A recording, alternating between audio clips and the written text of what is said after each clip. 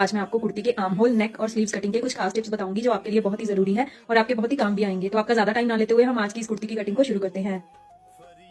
तो सबसे पहले मैंने कुर्ती के लिए ये फैब्रिक लिया है, जिसे मैंने 4 साइड में ऐसे फोल्ड करके रख लिया है। इससे हमारी फ्रंट और बैक एक साथ ही कट जाएगी। तो सबसे पहले ना हमें ऊपर एक सीधा मार्क कर लेना है। इससे हमारा ये फैब्रिक भी सीधा हो जाता है और इसी पे हमारे तीरे का भी मार्क आता है। अब हमने यहाँ से नीचे लगभग 7.5 इंच पे ना आर्म होल और चेस्ट के लिए मार्क करना होता है। तो चेस्ट की साइज की मार्किंग भी इसी मार्किंग के ऊपर होती है और आर्म होल की भी। तो 7.5 इंच को हम इस तरीके से सीधा सीधा मार्क कर लेंगे। अगर आपने अपनी कुर्ती में बैन नेक या शॉर्ट नेक कोई भी रेडी करना है तो उसके लिए आपको ये वाली मार्किंग ना 8 इंच पे करनी है। और अगर आपको ये वाली कुर्ती स्लीवलेस रखनी है तो उसके लिए आपको ये वाली मार्किंग 7 इंच पे करनी है। तो ये तो हो गया चेस्ट और आर्म होल के लिए मार्क। ये मैंने आपको 2 तरीके से बता दिया कि आपने किस तरीके से करना है। अब हमें ना ऊपर की तरफ तीरा मार्क करना है। तो इस कुर्ती में हमें डीप नेक रेडी करना है, तो उसके लिए मैंने आपको तीरा बताया हुआ है। इसका जो स्टैंडर्ड साइज तीरा आता है वो 6.5 इंच आता है, यानी कि टोटल तीरा हमारा 13 इंच का आता है। तो 6.5 इंच को हमने ऐसे मार्क कर लेना है। अगर हमने ऊपर 6.5 इंच मार्क किया है तो नीचे की तरफ हमें 6 इंच मार्क करना है। ये मार्किंग हमारी फ्रंट के आर्म होल के लिए होगी। ये ऊपर से आधा इंच कम होती है। अब हमने इसी वाली मार्किंग को ऊपर वाली मार्किंग से ऐसे मिला देना है। तो ऐसे हमने फ्रंट के आर्म होल के लिए मार्क कर लिया है। अब हमें बैक के आर्म होल के लिए मार्क करना है। तो इसमें ना हमने 1.5 इंच प्लस कर देना है इस तरीके से। तो फ्रंट के आर्म होल से हमने 1.5 इंच प्लस कर देना है बैक के आर्म होल के लिए। अब हमने इसी वाली मार्किंग को ऊपर वाली मार्किंग से ऐसे मिला लेना है। तो आर्म होल की जो गुलाई होती है ना वो इस तरीके से दी जाती है। ये होगी बैक के आर्म होल के लिए ऐसे, और ऐसे ही हमने फ्रंट के आर्म होल के लिए यहाँ से इस तरीके से इसे गुलाई दे देनी है। अगर आप इस तरीके से आर्म होल की मार्किंग करेंगे ना तो आपको कभी भी कुर्ती की फिटिंग में कोई भी दिक्कत नहीं आएगी, कोई खिंच नहीं मारेगी कुर्ती आपकी। अब हमने ना यहाँ से तीरा एक पैड डाउन कर लेना है, जैसे मैं आपको नॉर्मल कटिंग में बताती रहती हूँ। आगे से ये सीधा ही आता है, यहाँ से एक पैड डाउन हो जाता है। तीरा से यहाँ से डाउन करने से शोल्डर की फिटिंग अच्छी आती है और नेक की भी। तो अब हम इसे अपनी मार्किंग के साथ साथ कट कर लेते हैं। तो ऐसे हमारी कुर्ती के आर्म होल की कटिंग हो गई है। अब हमने इसके नेक की कटिंग करनी है, तो उसके लिए हम फ्रंट और बैक को ना अलग अलग कर लेते हैं, क्योंकि फ्रंट का नेक थोड़ा कम डीप है और बैक का नेक थोड़ा ज्यादा डीप है। तो इससे हमारे फ्रंट के आर्म होल की भी कटिंग हो जाएगी। तो ऐसे मैंने कुर्ती की फ्रंट और बैक को अलग अलग कर लिया है। ये इसका फ्रंट वाला पार्ट है, ये देखिए। अब हमने ना यहाँ से अपनी मार्किंग के साथ साथ इसके आर्म होल की कटिंग कर लेनी है। तो ऐसे हमारा ये फ्रंट का आर्म होल भी कट गया है। अब हम इसमें नेक कट कर लेते हैं।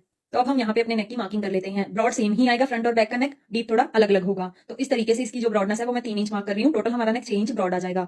तो 3 इंच को ना हम ऐसे सीधा सीधा मार्क कर लेंगे। अब हमने इसकी गहराई को मार्क करना है, तो इसकी गहराई ना ऐसे मैं तिरछे में लूंगी, लगभग 6.5 इंच। तो 6.5 इंच को ना हमने यहाँ पे ऐसे मार्क कर लेना है। अब हम इस वाली मार्किंग को भी सीधा सीधा मार्क कर लेंगे। तो ऐसे नेक की डायमेंशन को हमने ड्रॉ कर लिया है। अब हम इसमें राउंड वी नेक ड्रॉ करेंगे। तो उसके लिए पहले हम हल्का हल्का मार्क करके देखेंगे। जो भी मार्किंग आपकी बिल्कुल परफेक्ट आ जाए ना, उसे आप इस तरीके से डार्क कर लीजिए। तो ऐसे हमारे इस नेक की मार्किंग हो चुकी है। अब हम इसे कट कर लेते हैं। तो ऐसे हमने इसमें राउंड वी नेक कट कर लिया है। अब हमें इसके बैक नेक की कटिंग करनी है, तो उसके लिए ना इसे साइड में कर देते हैं और बैक वाले पार्ट को ना यहाँ पे सेट करके रख लेते हैं। तो ये बैक वाला पार्ट आ गया हमारा। अब हम इस पे भी अपने नेक की मार्किंग कर लेते हैं। तो सबसे पहले हम नेक की चौड़ाई को मार्क करेंगे। जैसे कि मैंने बताया आपको कि ब्रॉडनेस सेम ही आती है, तो यहाँ पे भी हमने 3 इंच ही मार्क करनी है इसकी चौड़ाई को। तो चौड़ाई ऐसे हमने सीधी सीधी मार्क कर ली। अब हम इसकी गहराई मार्क करनी है। तो बैक नेक हमारा थोड़ा ज्यादा डीप है, वो 6.5 इंच हमने रखा है ना फ्रंट, तो ये जो बैक है ना वो 8.5 इंच आएगा। तो 8.5 को ना हमने ऐसे यहाँ पे भी सीधा सीधा मार्क कर लेना है। तो अब हमें बैक के लिए ना राउंड नेक ड्रॉ करना है। उसके लिए हम हल्का हल्का पहले मार्क करके देखेंगे। जो भी मार्किंग आपकी बिल्कुल परफेक्ट आ जाए उसे आप इस तरीके से डार्क कर लीजिए। तो अब हम इसे अपनी मार्किंग के साथ साथ कट कर लेते हैं। तो जो नेक ऐसे पहले कुर्ती पे कटते हैं ना, वो नेक और एक पट्टी के साथ रेडी होते हैं। तो ऐसे हमारे फ्रंट और बैक के दोनों नेक कट चुके हैं और दोनों के आर्म होल भी कट चुके हैं। तो अब हम इसकी स्लीव्स कट कर लेते हैं।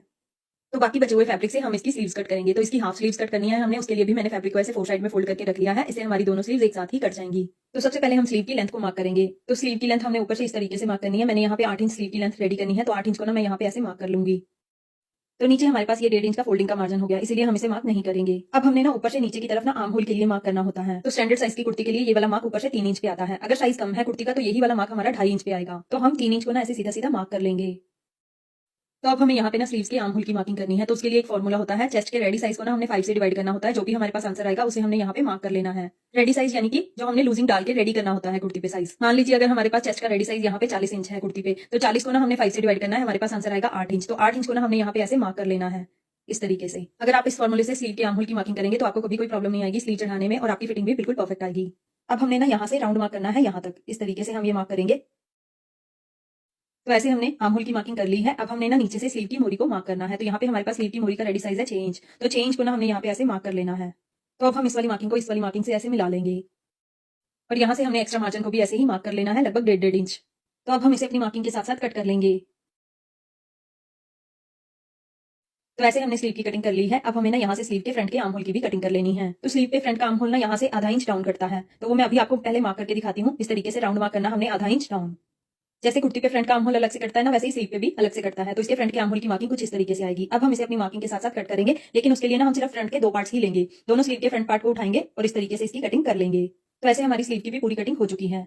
तो ये हमारी कुर्ती के आर्म होल, नेक और उसकी स्लीव्स की कटिंग हो गई है। आई होप आपको मेरे टिप्स समझ में आ गए होंगे और आपके बहुत ही काम भी आएंगे।